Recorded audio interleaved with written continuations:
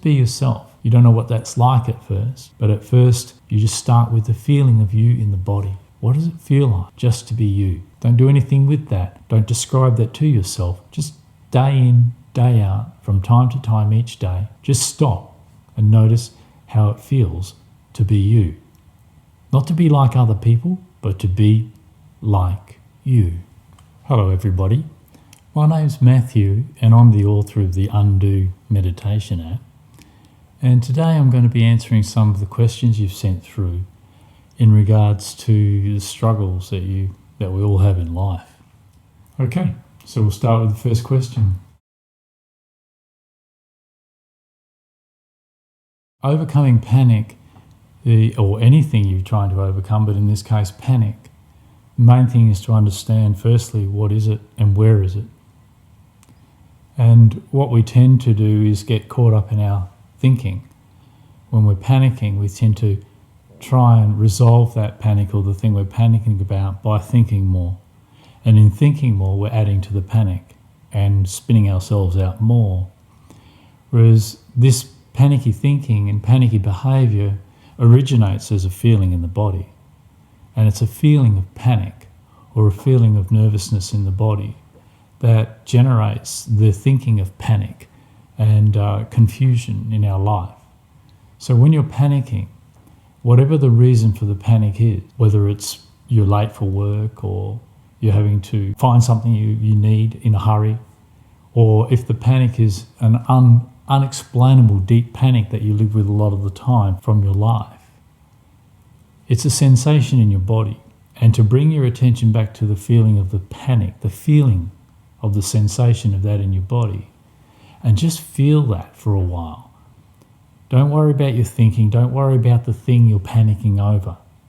Let that go on. If your thinking's going on in a panicky way or the problem's still there, just let that be there whilst you go a bit deeper than that into the feeling in your own body, into the sensation of your own body, where you'll feel the panic is originating. And just feel that for a while. This is the natural way in which any organism, any human being or even animal is designed to deal with stress and panic. And that is to simply feel it rather than avoid it and try and fix the thing that's making you panic on the outside. Come back to the feeling of panic inside your body. Find where the panic is in your body and just feel it there for a while. And in feeling it there, it will gradually dissipate as the body absorbs it. And then you can get on with your day, get on with the situation with more of a handle on your panic.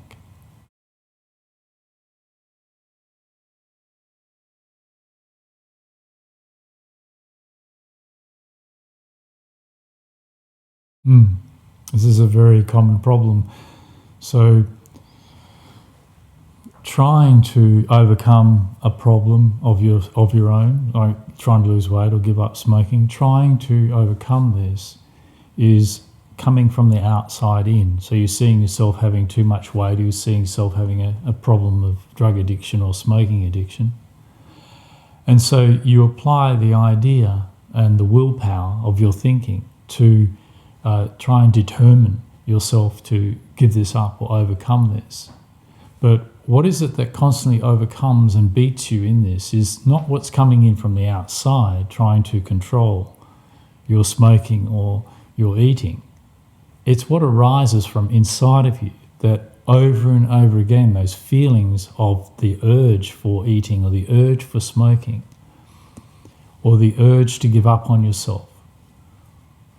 These feelings that arise from the inside out, from inside of you, these are the feelings that are much more powerful than any willpower, any concept or any technique you can apply to giving up smoking or losing weight.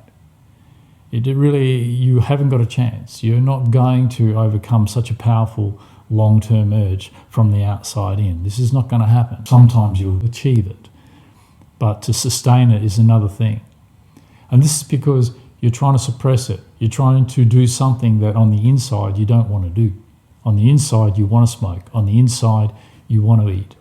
On the outside you've come up with an idea or a concept or an ideal that I'm not going to do this anymore. And it's just an idea. It's only thinking. There's not much power in thinking. The power is in the feeling that drives the urge to overeat, drives the urge to smoke, or undermines you when you go to exercise. And that urge, that feeling, that undermines you when you go to do your exercise, or you feel like an urge for the cigarette. If you can get in touch with that urge, that feeling, for example, with a cigarette, before you have a cigarette, just stop for a minute or two and feel that urge. When you feel that urge, you'll find it's a sensation deeper inside of you, in your body. And just feeling that urge is actually the pain or the disturbances that you've managed to suppress through the drug of nicotine and smoking. And you suppress that every time you feel a bit anxious, you have your cigarette, and it suppresses that, it numbs you out. But it's actually getting in touch with the very thing, the very sensations that you numb out through smoking, and feeling those sensations until they settle down naturally. It's actually getting in touch with them in this way, as a bodily sensation, that you'll gradually burn them out of your system. And you'll find that your urge to smoke the cigarette will fairly quickly dissipate. But you won't be comfortable doing it.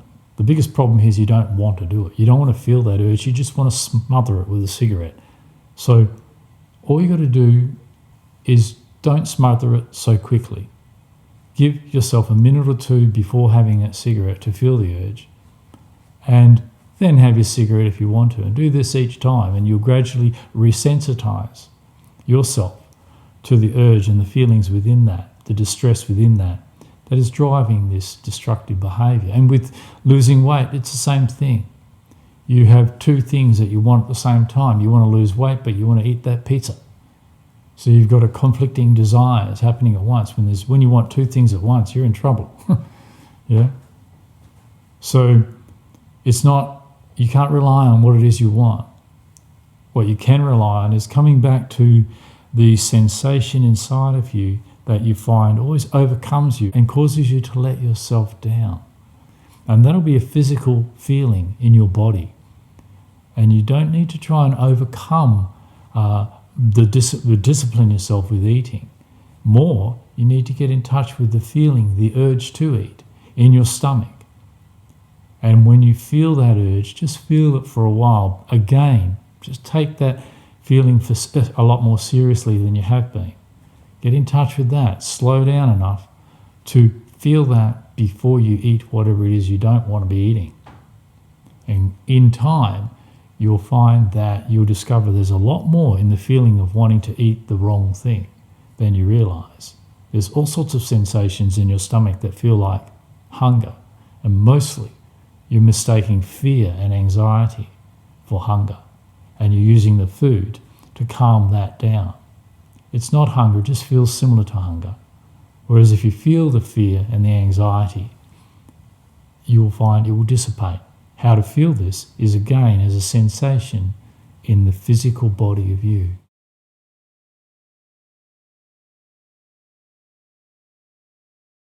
Part of the reason that anger has become demonized is because of the attitudes that we have about it, the ideas that we have about anger, that we see it as a bad or wrong thing.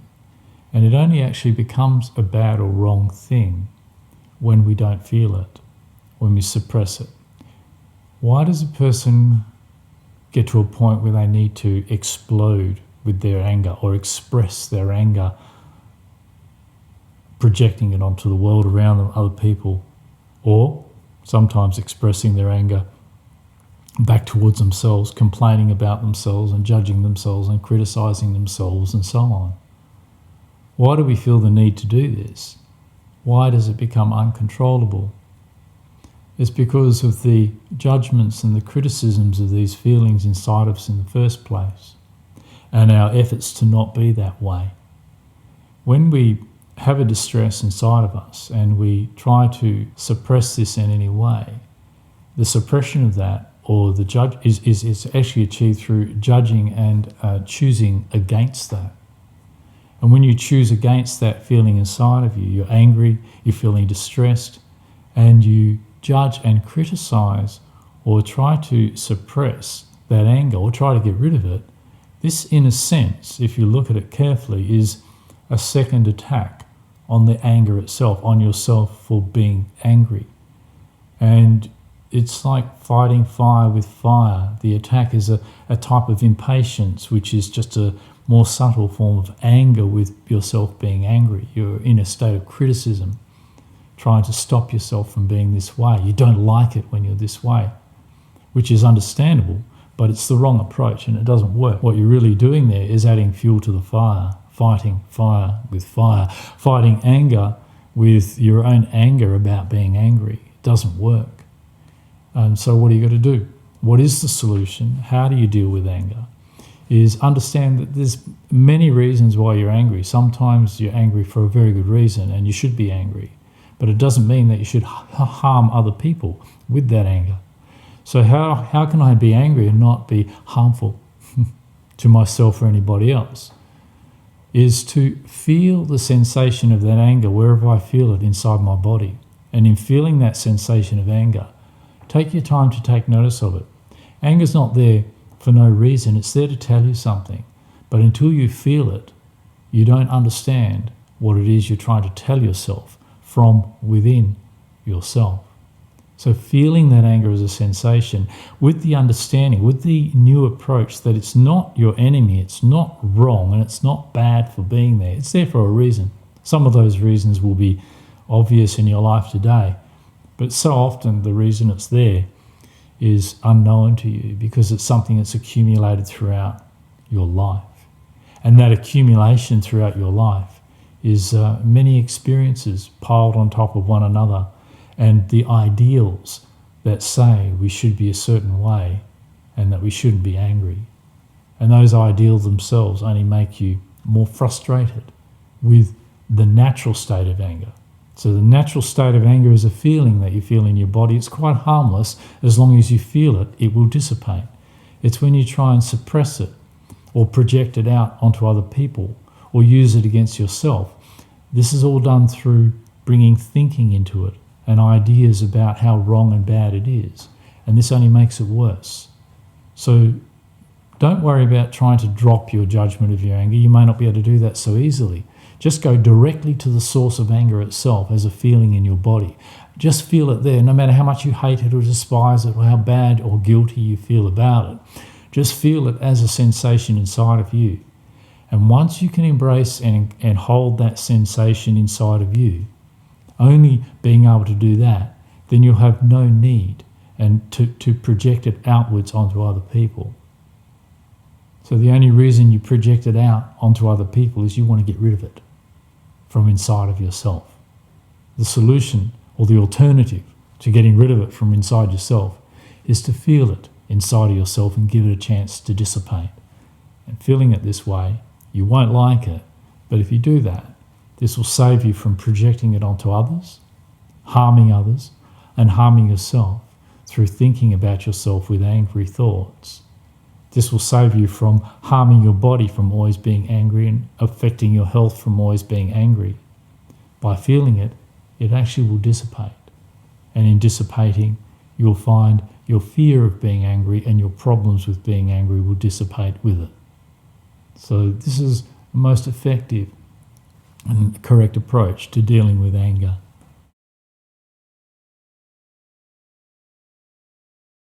You've been trained to try and please people since you're a little boy or a little girl, to behave in a certain way that pleases your parents, that pleases your teacher, that pleases whoever it is you're having to please. And why is it that we have to please people? Why have we been trained in pleasing people? In being trained in pleasing people, we're taught that if we don't please people, we're not going to get from people what it is we most desire, which is affection and understanding, consideration, and for them to be pleased with us is to like us, to appreciate us, to accept us. But they're not accepting us. This is the dilemma.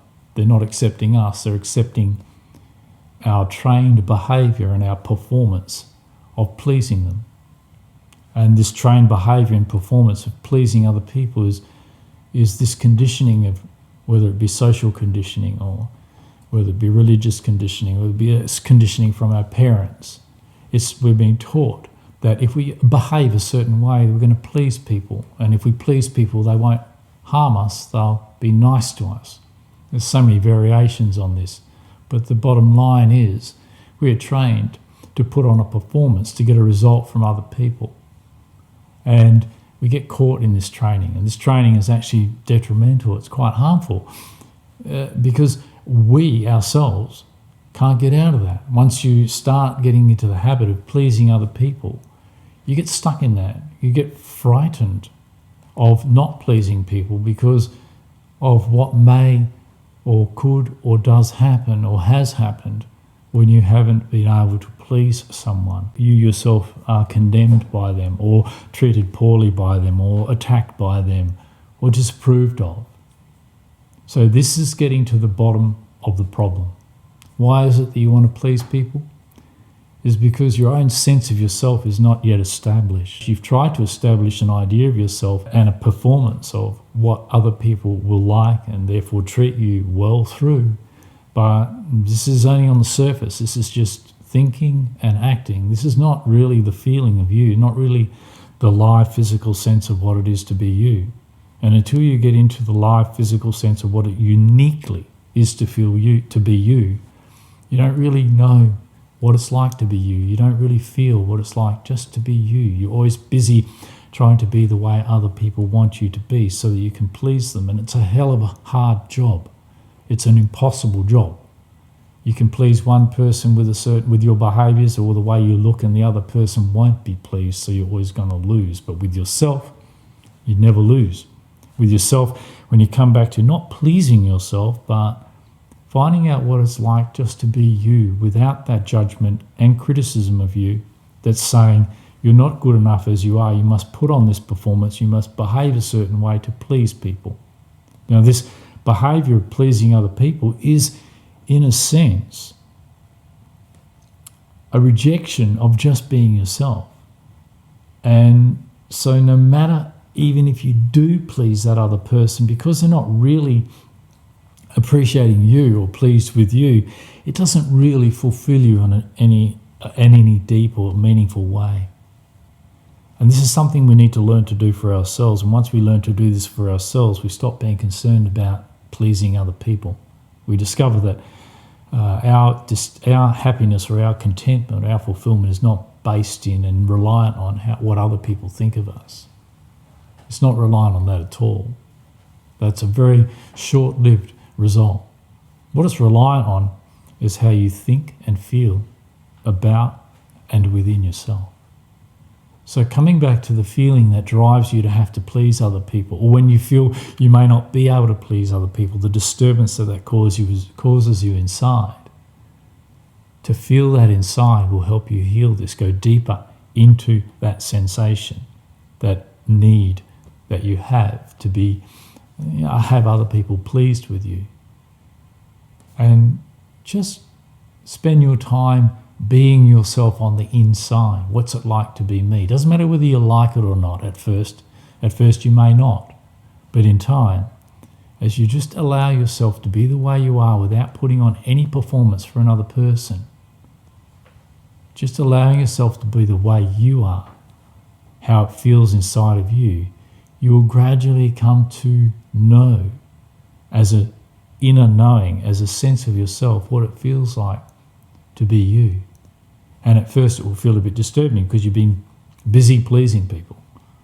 And you'll be frightened to not busy yourself with pleasing people because you're concerned about what may happen.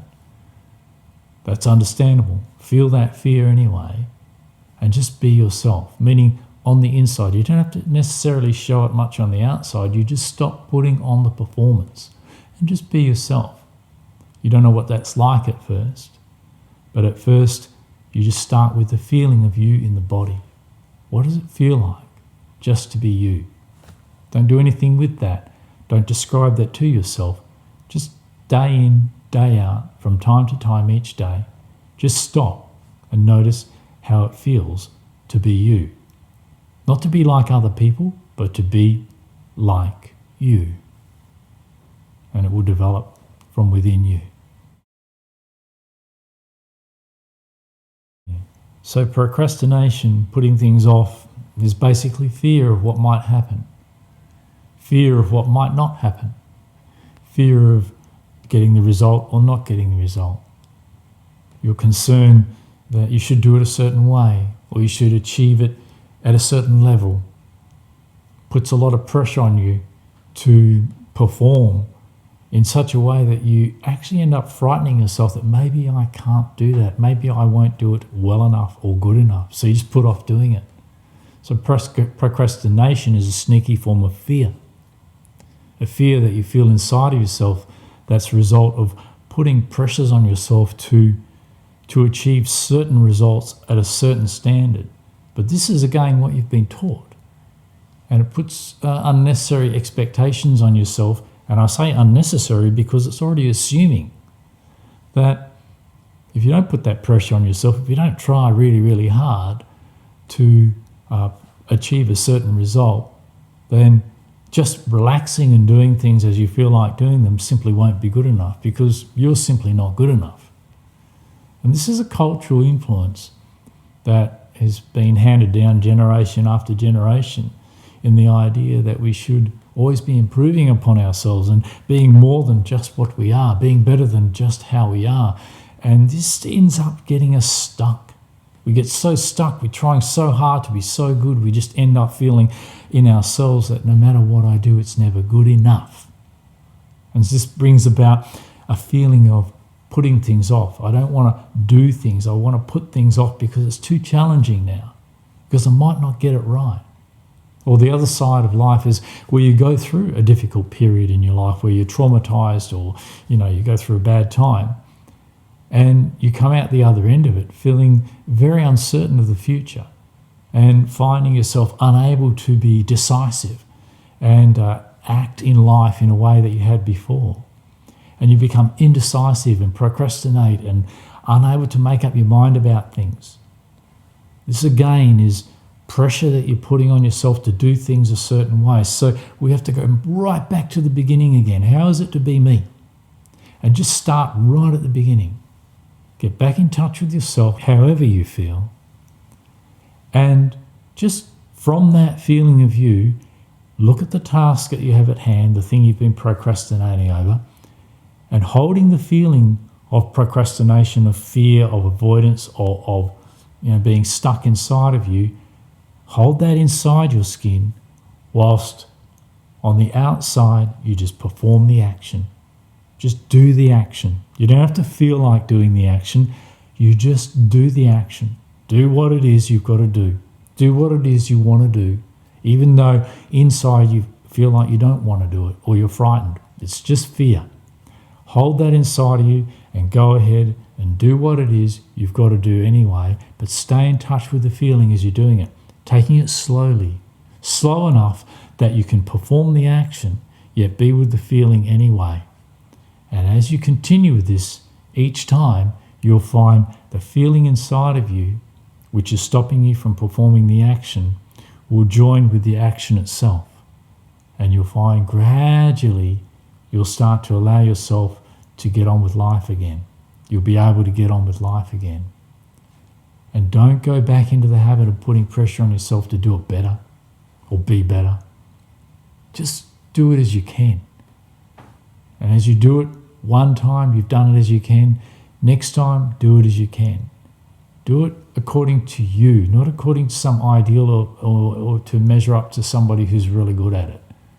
Just do it according to you. And in each action, you'll come to understand yourself and the significance of the action to you, which is to show you about you.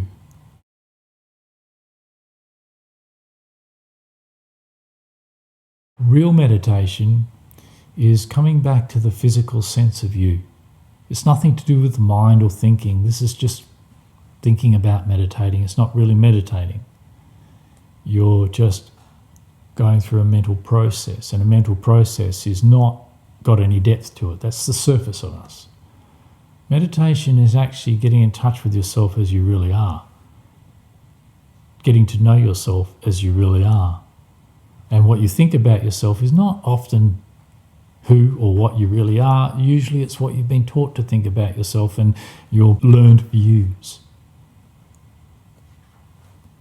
So to get in touch with who and what you really are, You have to experience yourself in the body of yourself, exactly as it feels to be you on any day or at any time you meditate. And that means to come back to the feeling of you, the physical sense of you. To do this, just don't even be concerned about what's going on in your thinking. Just come back to what's going on in your body and feel the sensation of that. Let your thinking go on in the background. Don't be concerned about that at all.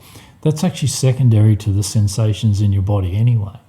If you're feeling distressed inside, this will generate distressful thinking.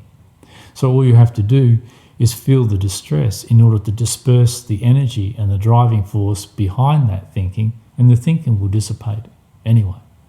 And you'll find yourself quiet so far as thinking is concerned when you're just feeling in the body.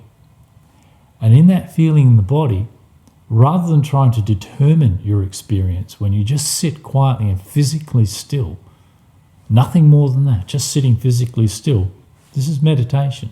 Why is this meditation? Because by sitting physically still and not trying to achieve anything or to change yourself in any way whatsoever, you're giving yourself and your condition a chance to surface from what is unknown to you about yourself. You're giving what is inside of you, what you really are, what you've overlooked or denied, avoided or objected to. You're giving it a chance to be felt again, to come back to life again from within you. As it comes back to life again from within you, meaning all the aspects of yourself that you've lost touch with, the whole of yourself that is deeper than just your thought processes about yourself, the feel of you in the body, as this comes back to life, it's a bit painful. The reason it's a bit painful is because you're holding a lot of pain in your body from your life experience. Now, what do we do with pain? We react to it. We want to get away from pain. And this is all understandable when we go to put our hand on a hot stove and it's going to burn our skin. This is a natural thing, to pull your hand away from pain. But that's because that pain is going to do you harm. But the pain that's coming out of you when you sit still to meditate, this is not doing you harm. This is where harm's already been done. Harm's already been done, and the result of that harm is held in your body as pain. And the pain that you get in touch with when you sit still to meditate is not pain that's causing you any harm. So don't mistake this pain and treat it the same way you would as normal pain of putting your hand on the stove and pulling it away. Don't make that mistake. This pain that you're feeling that's coming up naturally in your body is not a warning that you're in harm or doing yourself harm by sitting still. This is just pain that is purging out of the body. This is what I call healing pain.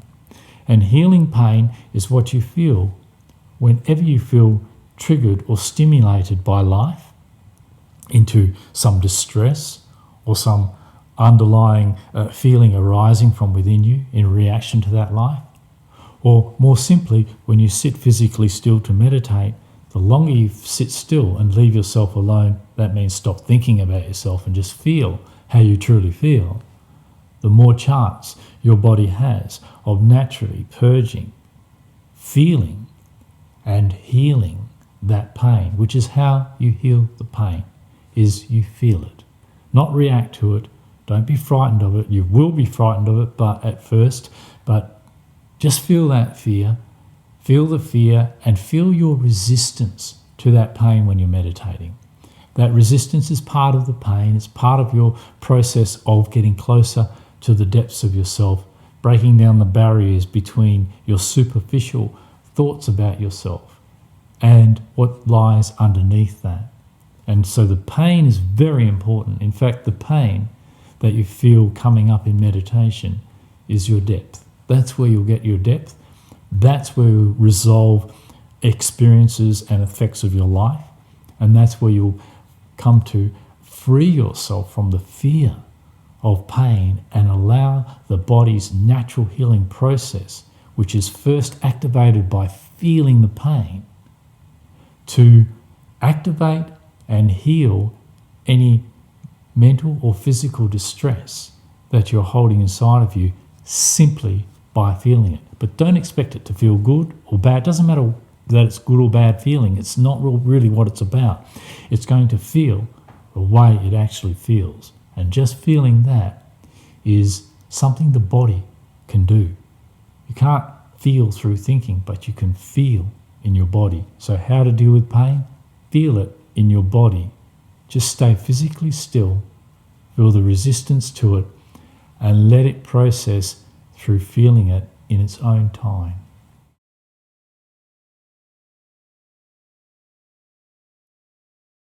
I think this is one of the major problems in our human race, is our concerns about what other people think about us.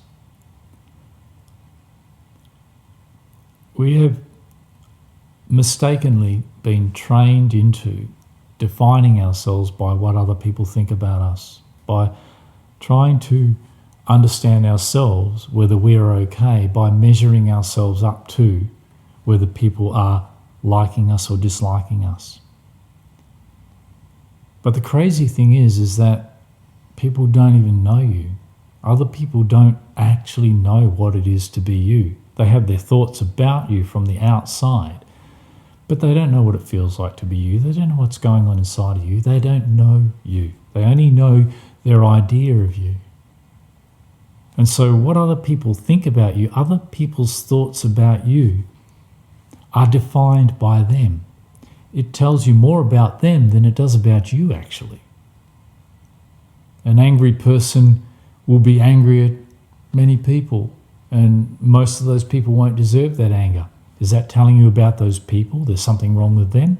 Or is it the problem that that individual is having with anger, and their anger towards everyone else is really defining them and not all the people they're angry with?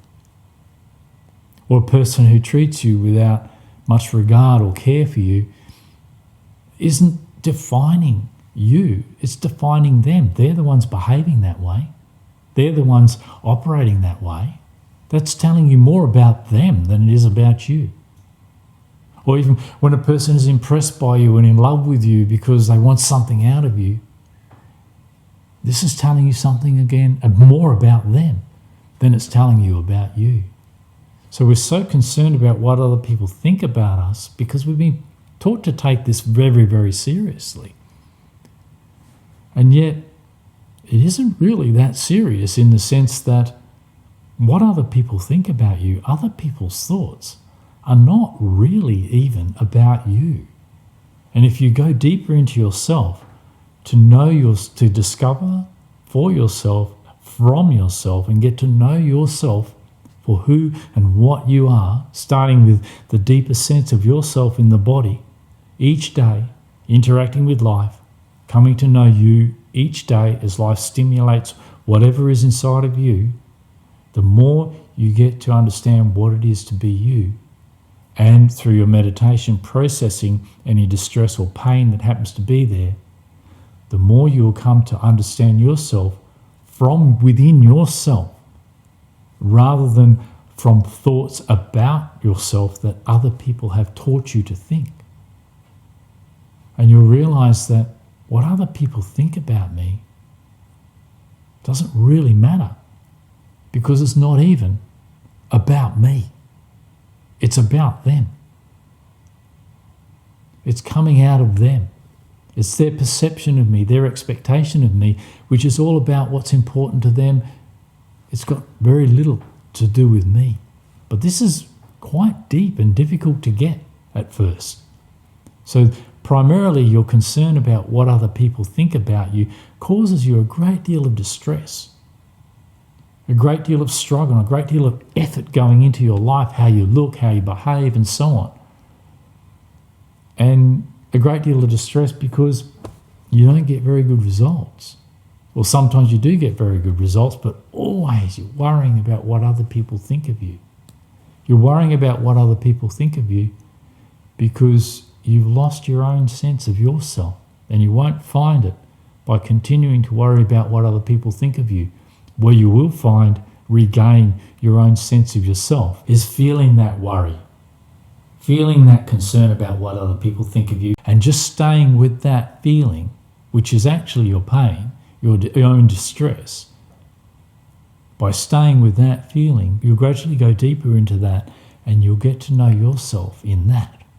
And this will resolve, this will dissipate and resolve the whole feeling inside of you that's making you worry so much about what other people think, whilst at the same time, this will help you regain the feeling of what it is to be you from within yourself. And in time, this will become quite acceptable to you.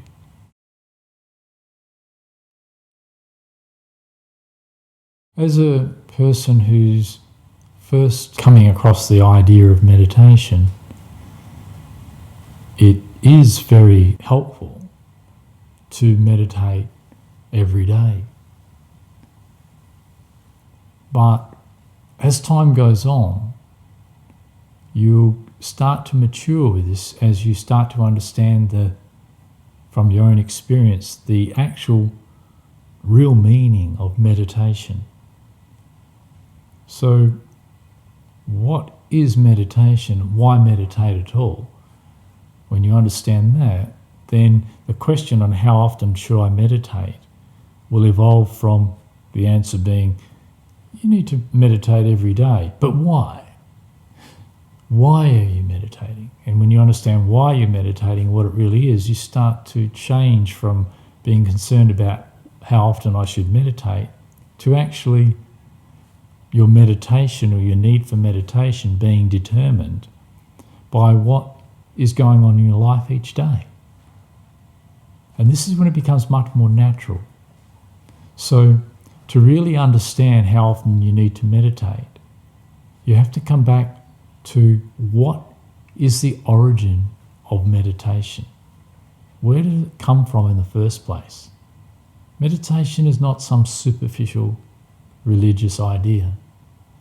Meditation is not some way of blissing out.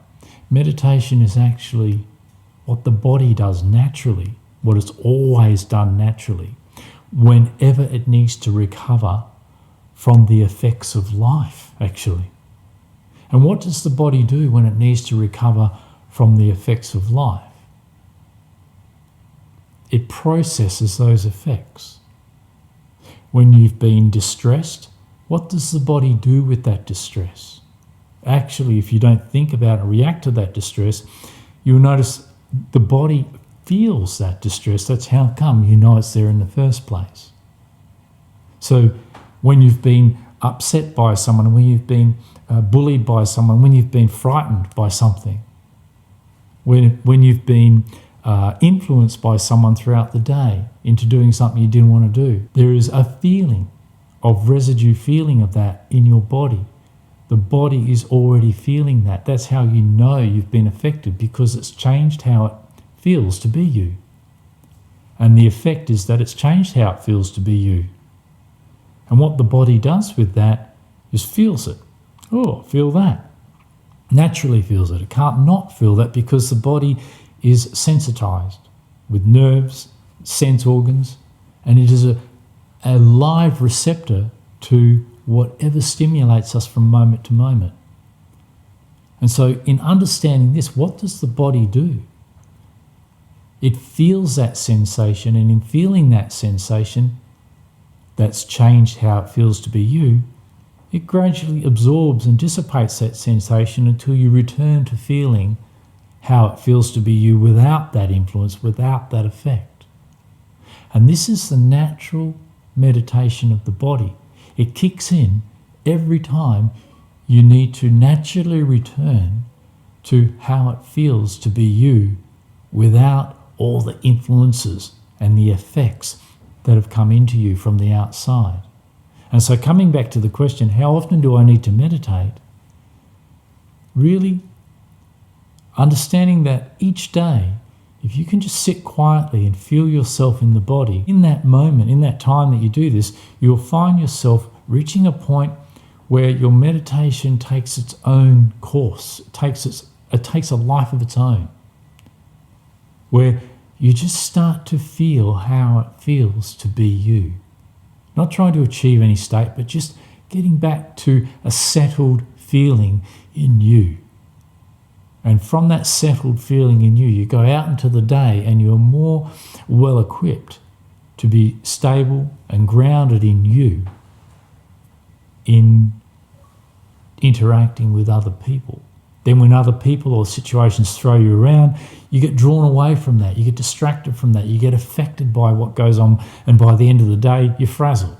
You're frazzled because you've lost your basic physical sense of you to all the influences of life.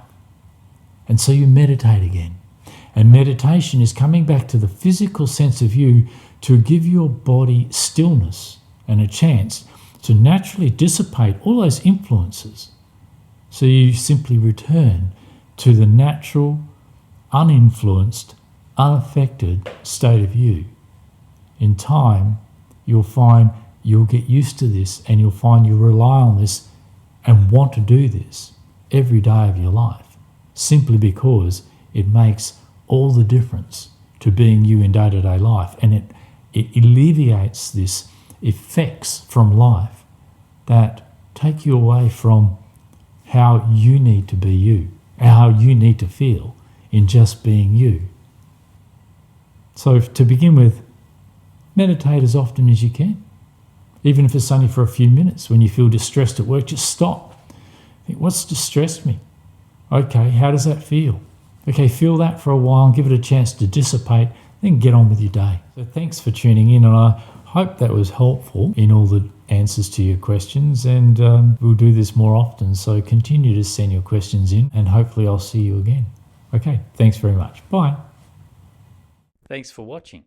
If you want to take your meditation and healing journey deeper, download my meditation app Undo, which is available exclusively on my website undoapp.com. Okay, bye for now.